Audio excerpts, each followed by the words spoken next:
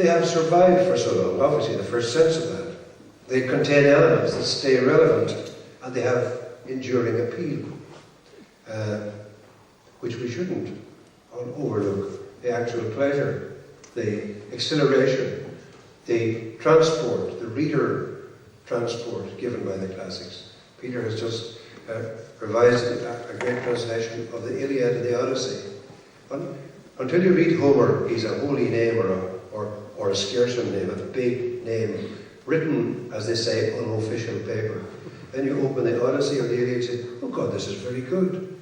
So there's that factor never to be forgotten, the sheer pleasure, joy in the things themselves, never mind their meaning. But the second sense of staying power that I want to notice is that the verb to stay means also to hold back, to stay the course of something, to use a dam to stay the force of water, or to use a fence to stay the breakout of cattle. So at times in the life of an individual or in the common life of thought, in the life of society, certain classical allusions, analogies can act like a defense system, or they kind of steady the borders of awareness. They hold the line at the mind's limits. The world, it does come at you minute by minute, tsunami by tsunami, so to speak. Presents every kind of emotional and historical predicament, and you can feel assailed and bewildered. And in that situation, in all kinds of ways, the classical heritage, it can act as a kind of emergency power system that kicks in when the self feels besieged, or when the whole community does. Last year, just the end of last year, I published a small book, very small book, in aid of Amnesty International. It was called Anything Can Happen. And this was before Tsunami Country. It's the opening words of a poem that I composed in the aftermath of the attack on the Twin Towers in New York on September the 11th, 2001. A moment when Americans and everybody else did feel bewildered, assailed. Not only was there a certain amount of dismay and shock at the devastation wrought there was great apprehension also about the retaliation, which was everybody knew would derive from the attack. So you had the assault and the dread, and an at-sea-ness in your head. So to go back for a moment to our friend Baranchak, you could say at that moment there was a need for the interpreter to get the inner world of inside the head into relation with the outer world of facts and events. And Baranchak actually doesn't want to say that the best interpreter for this is poetry, but as a poet he would, wouldn't he, I suppose, and I would, wouldn't I? Nevertheless, there was at that time a terrific outpouring of poetry by people trying to come to terms with what had happened. And I myself received requests after requests, and every other poet I know received requests to see, is there anything you can tell us that we might read that might respond or make sense of this? I was very lucky at that stage to remember a poem from the classical past. I had brought it to the attention of my students a year before because it's a poem about surprise. That's one way of reading it. And surprise is one of the best things that can happen in life. And for the origin of any work, a little element of surprise, a little bleeper has to go off. But the bigger the surprise, the bigger the work is possible. Well, this was a poem written over 2,000 years ago, written by the poet Horace. But it could have been written yesterday on the shores of the Indian Ocean.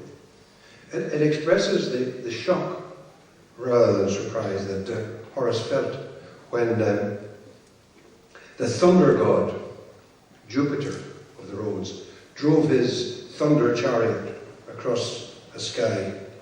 Normally, before the thunder chariot would come rolling along, the sky would darken, the atmospheric conditions would change, there would be a slight ominous sense that thunder was coming. But on this occasion, it's one of those shocking thunders that just occurred in the clear blue sky. The sound and the fury was not prepared for. And it seemed this sudden, huge outbreak was breaking open of the world, that the world itself had been put, its safety had been put into question. So the poem is only 4 stanzas long, but it has soothsaying force, if you like. The way the thunder crossed Horace's afternoon, like a shadow was soothsayer, the poem, I think, has got that eerie resonance, and an eerie contemporary resonance for me at that time. I know not everybody will understand the Latin, but I'm talking about the classics. I'm one of those preachers who doesn't quite practice it. I don't have Greek, but I can struggle with the Latin a bit. So I think we ought to read it in the original. Luckily, as I say, it's 4 stanzas long, so it's not one of the big long ones. Parcos deorum cultor et infrequens, insanientis dum sapientiae consultus ero, nunc retrorsum veladari atque iterari cursus cogor relictos.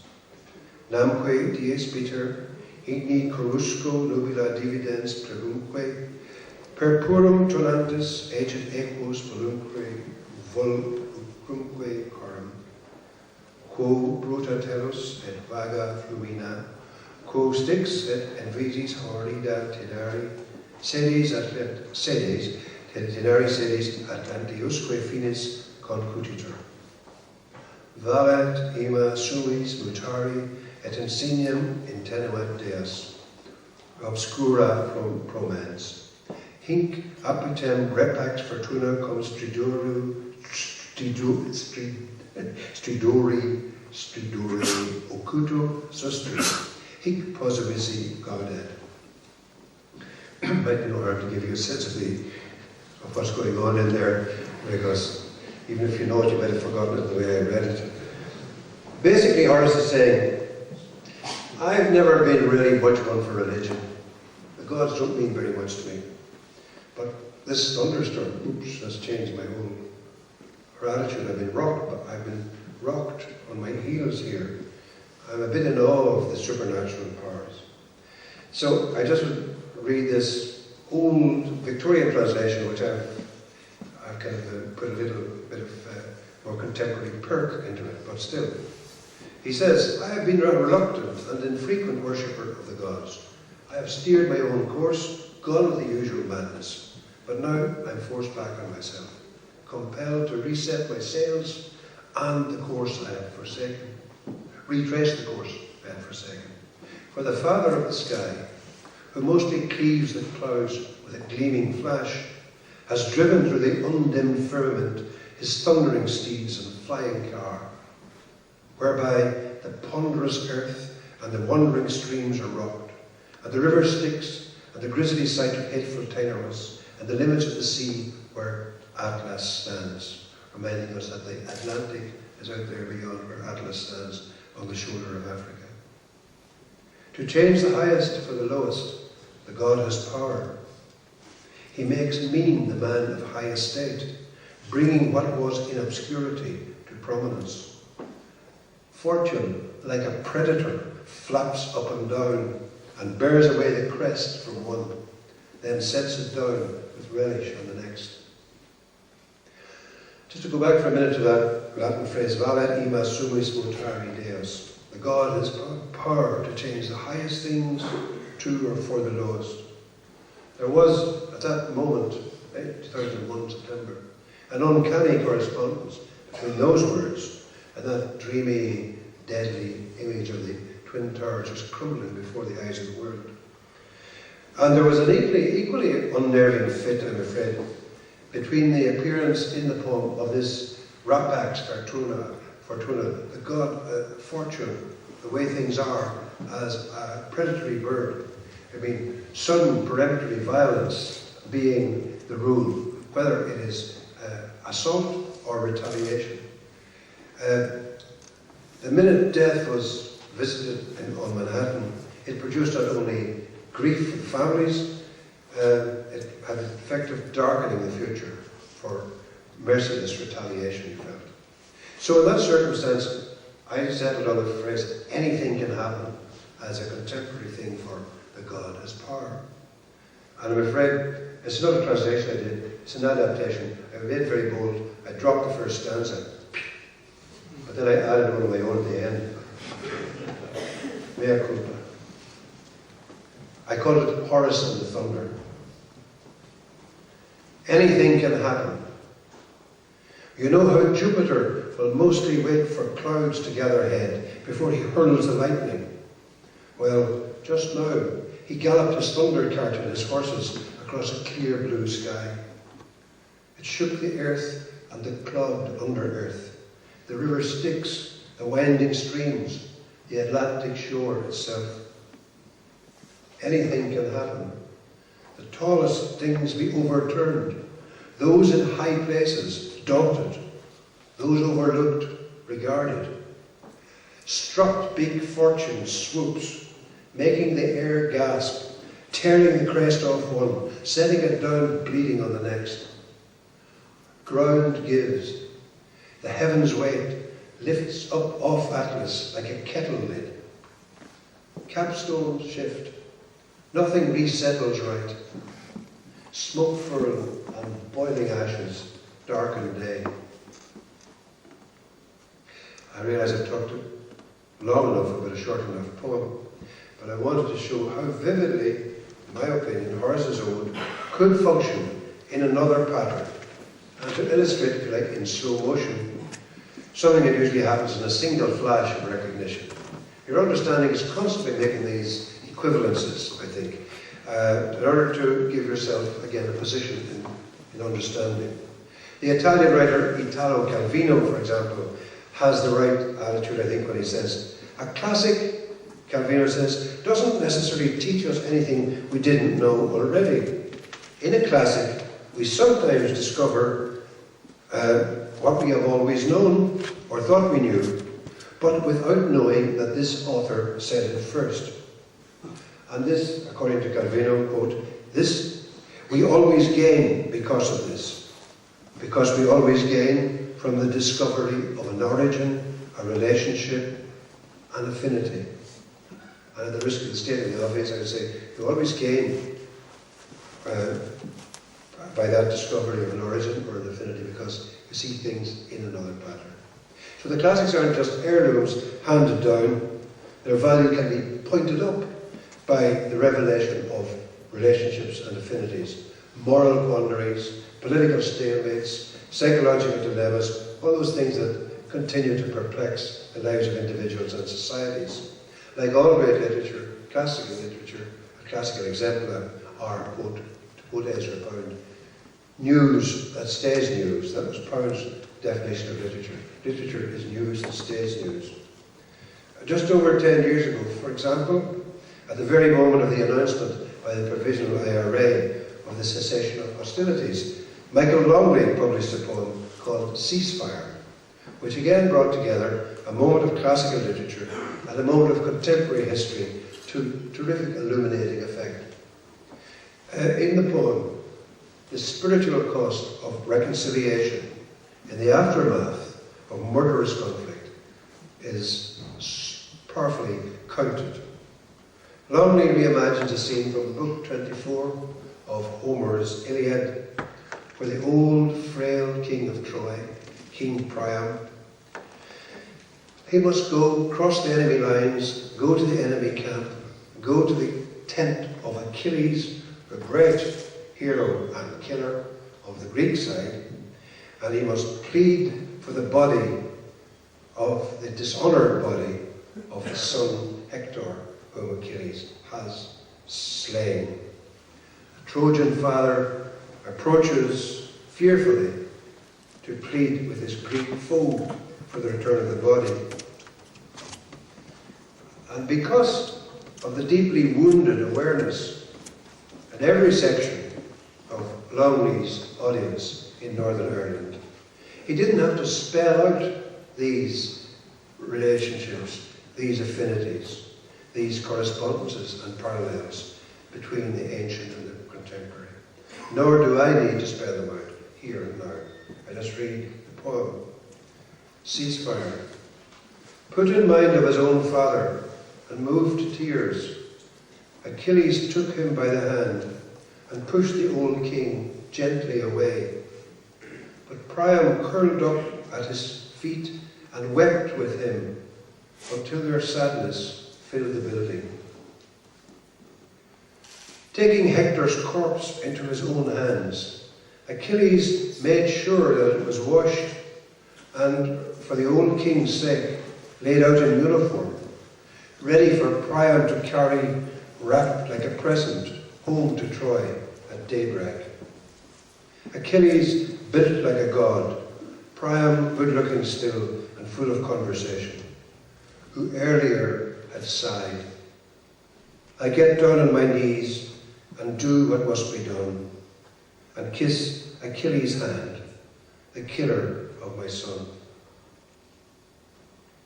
In the case of Longley's Homer, my own Horace, the classical image is like a lens that takes in the daylight reality of grief and violence and concentrates everything, all those rays of awareness, into a sharp focus, a focus that leaves its mark in the mind.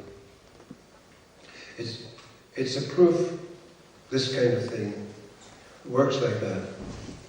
A proof of two definitions of poetry which I like very much by two American poets. Wallace Stevens, who said that poetry and all literature really, he said, is the imagination pressing back against the pressure of reality. That's the same sense, again, of inner and outer balance. The imagination pressing back against the pressure of reality.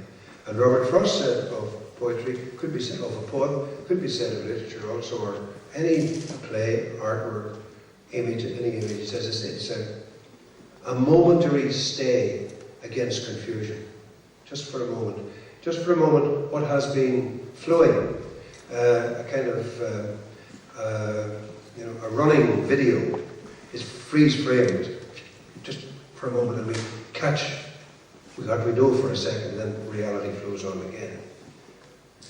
But if a poem, a small work like that, small physically and in terms of its length, develops in the consciousness like a snapshot, an individual memory, a play develops within the consciousness of a community and within a shared physical space in the theatre. It develops at the centre of the polis, as the Greeks would call it, the city of the citizenry. And the Greek theatre, of course, was physically at the centre there. And to this day, theatre can not only occupy a physical space at the centre of a community or a city, it can, every now and again, bring into focus preoccupations that are widely shared and that you just need a handle on, as they say, to deal with. Here in this city in Derry, over the years, I have watched play after play function, as Baranchak would say, as an interlocutor between the individual's subjective need for understanding and order in his world and the world's inexorable flow of conflict and of crisis. I'm thinking in particular of nights in the Guildhall that began most famously with Brian Friel's translations in 1980, the first production of a Field Day theatre company. Theatre company which would eventually perform Tom Paulin's version of Sophocles' Antigone and my own version of Sophocles' Philoctetes. Tom called his play The Riot Act, I called mine The Cure at Troy. Both were concerned to read the ongoing troubles of Northern Ireland in the light of the tragic patterns in Sophocles that he discerned in the midst of his own troubled Greece. And eventually, I went on recently to do this version of Antigone for the Abbey Theatre centenary last year, and really join rather shyly and tentatively in the long line of great writers and great works that are based upon Sophocles' Antigone, upon his depiction of the tragic conflict between sacred human rights and secular state law.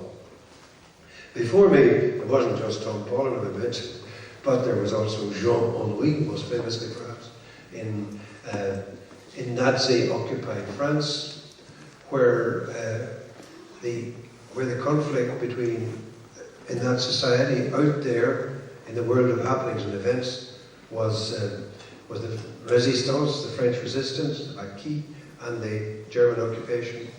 There was Creole, if you like, in terms of the Reich. There was Antigone protesting in terms of the liberation. The audience that watched were engaged because of the deep level, just, grievous understanding of Sophocles. It's not a propaganda play. It's a sorrowing understanding that each side has got its necessary position to hold. So the Germans in the audience apparently thought this is a play that justifies the Reich. Creon has to hold the city together. And of course the French thought, yeah, Antigone, go for it, babe. You know, get them. There's Athol Fugard in South Africa, in apartheid in South Africa. A play about the production, a play about a play that actually happened. Fugard recreates a situation where prisoners put on a production of Antigone in the jail, and they put it on in Cape Town. Fugard remembers looking out at the island, the play was called The Island, looking out at the island where Nelson Mandela was then imprisoned. So Mandela, the just cause of anti-apartheidism versus de Klerk, the National Party, Verwoerd, and so on. I could go on with examples. I read Antigone, of course, far from that kind of context, and most students would begin, maybe not anymore, but certainly in illo tempore, way back. You were taught the classical plays in relation to Aristotle's Greek tragedy, about the difference between Greek tragedy and Shakespearean tragedy. You heard the play discussed in relation to Aristotle's Poetics, in relation to the idea of the unities of time and place and so on, the central importance of the plot, etc. And to remember that early schooling is to remember also a cheeky definition of a classic, again by our friend Calvino. Calvino says, this is a beautiful little book called, an essay called Why Read the Classics, just full of snippy remarks.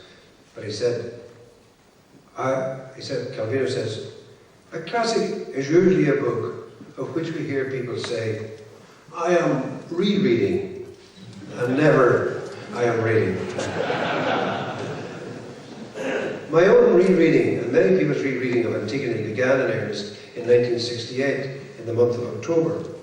On the 5th day of that month, to be precise, when the Civil Rights March, which had been banned by the authorities, was baton charged here in Duke Street. Other large protest meetings followed that one, including a meeting in Belfast, a march in Belfast a week and a half later, basically a student march at Queen's University, where I was then a lecturer, so I went on this march. One result of it all was an article that I contributed to the BBC's current affairs magazine called The Listener. And in the issue of October 24th, 1968, I wrote about the student march, about the demands for Northern Ireland Civil Rights Association, the changes in local government, end of discrimination in houses and jobs and so on. But because that article was in that issue of the magazine, my narcissism was satisfied by reading my own work, but then I turned to other pages, and there was an article there in the same issue, an article that became famous really, an article that jumped Antigone out of her old place in the school syllabus and made her take her place decisively in all future thinking about the developing situation in Northern Ireland. She, Antigone, and all she stands for, were invoked at that time by Conor Bruce O'Brien, who was at that time holder of the Albert Schweitzer Chair of Humanities in New York University. Much of that article is very revealing, very good reading, interesting reading in light of the twists and turns of Bruce O'Brien's views in years to come. But I will just confine myself here to his concluding reflections when he considered Antigone, the play, and the woman in relation to that movement for civil rights, then beginning earnestly and vigorously on the streets in Ireland. O'Brien's point, and one that's made often, is that non-violent protest elicits violence. And he evidenced this, of course, with reference to the usual people: Mahatma Gandhi, shot; Martin Luther King, shot, and so on. And he went on to ask the kind of question that Antigone's sister presents to Antigone in that play of classic conflict between law and order compromise or uncompromising disruption. The same kind of question, he said, this is a Heaney's question, and he puts it, he said, would the removal of the disabilities of Catholics in the Northern Ireland electorate be worth attaining at the risk of precipitating riots, explosions, pogroms, murder? This is 1968. But having raised that doubt, at that point, O'Brien went on to allow Antigone to have her say. Quote, Antigone will not heed such calculations. She is an ethical and religious force, an uncompromising element in our being, as dangerous in her way as Creon, whom she perpetually challenges and provokes. Peace depends upon the acceptance of civil subordination, since the powerful will use force to uphold their laws. We should be safer, he says, without the troublemaker from Thebes. And that which would be lost if she were eliminated is quite intangible, no more perhaps than a way of imagining and dramatizing man's dignity. It is true, he says, that this way of imagining and dramatizing man's dignity may express the essence of what man's dignity actually is. In losing it, man might gain peace at the price of his soul. Resonant phrase. I've gone on long enough, no need to spell out any further implications here. To see our experience in another pattern provided by the classics is obviously to be at an intellectual and imaginative advantage. To read the small h of our historical life and times into the big H's represented by Helicon, Hermes, Hesiod, Horace, you mentioned them, is to be given a step up, if you like, to be able to gain a new perspective. But since I started with the poem by one column, I want to end with another by a different column, this time poorly column. A man whose work used to be very well known and much quoted by the older generation in this country. The poem I'm going to end with is a monologue spoken by a poor scholar. The poem's called A Poor Scholar of the 40s. And the poor scholar of the title is a standard figure out of Irish folk tradition. He's his head schoolmaster, an unofficial guy who might have walked straight out of Brian Field's play Translations. And the first stanza of this poem, when he speaks, talks about him working among the country people, unofficially, as a head schoolmaster. My eyelids red and heavy are, from bending o'er the smouldering peat. I know the Aeneid now by heart, my Virgil read in cold and heat, in loneliness and hunger smart. And I know Homer too, I ween, as Munster poets know Oisin. The 40s, of course, part of the 40s. The 40s referred to the 1840s, a moment when Irish nationalist feeling was running very high, and a mass movement for the repeal of the Union was sweeping the country.